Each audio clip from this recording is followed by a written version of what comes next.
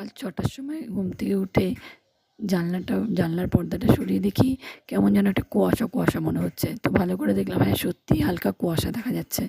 আবার দূর থেকে দেখতে পাচ্ছি যে দেয়ালের একটা দিকে রোদও ঠিকরে পড়ছে। তার মানে হয়তো আজকে এখন ভোরের দিকে হয়তো কুয়াশাটা পড়ে খুব একটা, আমরা তো ভোরে উঠি না তাই হয়তো দেখা হয় না। কিন্তু এই পুজো পুজো ভাবটা প্রায় চলে এসছে। আর এই শীত নামবে নামবে বোঝা যাচ্ছে। যতই সারাদিন গরম হোক না কেন ভোরের দিকে কিন্তু বেশ ঠান্ডাই লাগে এখন। এবার আমরা গরম থেকে রেহাই পাবো ঠিকই, কিন্তু ঠান্ডাতেও কিন্তু কম কষ্ট হয় না আমাদের। তো যাই হোক, এই সকালবেলা ওর বাবা চলে যাওয়ার পর ছেলেও স্কুলে চলে গিয়েছে দেখি আজকে ও নিজেই ওর ড্রেস ইস্ত্রি করেছে। তো সেই ভিডিও ক্লিপটা নিতে পারিনি। আসলে আমি খেয়াল করিনি যে ওর ড্রেসটাও নিজেই ইস্ত্রি করেছে। পরে আমাকে বলছে যে আমি আমার ড্রেস ইস্ত্রি করে নিয়েছি। বেশ ভালোই লাগলো যে ছেলেটা বড় হয়ে গেছে। তারপরে যে আমার খাওয়া দাওয়া কমপ্লিট করার জন্য আমিও রুটি বানিয়ে নিলাম। ওভেনটাও পরিষ্কার করিনি এখনও। আর রুটি করলে এত নোংরা হয় ওভেন যে কি বলবো। তাই ভাবলাম একবারে সব পরিষ্কার করে নেবো, আগে রুটিটা করে নিই তারপর। তো এই আগের দিনের যে বানিয়ে রেখেছিলাম পায়েসটা, সেটা দিয়েই রুটি খেয়ে নিলাম। আর নিজের জন্য মনে হলো আর চা করার ইচ্ছে করলো না চা করতে, তাই ভাবলাম থাক যা আছে তাই দিয়ে খেয়ে নিই। তো এই যে মা আবার আগের দিন বানিয়ে পাঠিয়েছিল মালপোয়া, সেটাও নিয়ে নিলাম একটা।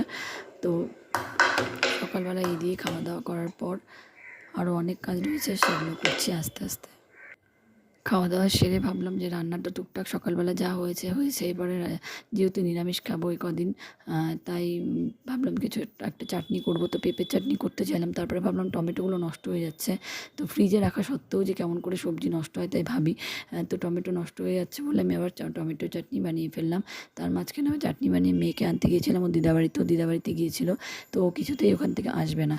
তো আমি আবার তারপর একটু ছাদে চলে গিয়েছিলাম এই ভিডিও ক্লিপটা নেব বলে। অনেক দিন ধরেই ভাবছিলাম যে আপনাদের সঙ্গে এই অ্যালোভেরা গাছের ভিডিওটা শেয়ার করব। দেখুন আমাদের বাপের বাড়িতে আর কি আমার প্রচুর অ্যালোভেরা গাছ হয়েছে, প্রচুর, কম করে 60-70টা তো হবেই। ছোট বড় অনেক, এটাও অনেক বড় হয়েছে, অনেক বড় বড় এর পাতাগুলো হয়েছে।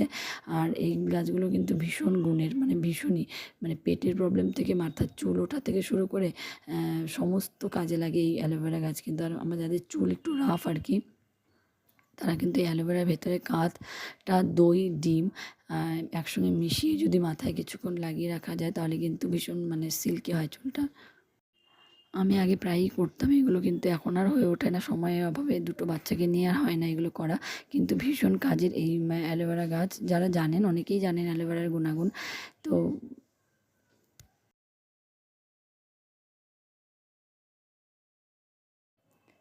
আর এটা হলো সবথেকে পুরনো আমাদের বাড়ির অ্যালোভেরা গাছ। প্রায় 14-15 বছর তো হয়ে গেছে কম করে, কারণ আমার বিয়েরও আগে এটা আমার মনে আছে। অনেক বছরের এই গাছটা। এদিকেও ছোটো ছোটো কয়েকটা আছে।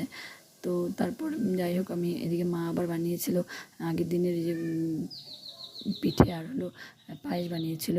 তো সেটাই, যে পিঠে আমি পায়েসটা সকালবেলা খেলাম, পিঠেটা খেলাম সেটা মারই বানানো, কিন্তু পায়েসটা আমি বানিয়েছিলাম। তারপর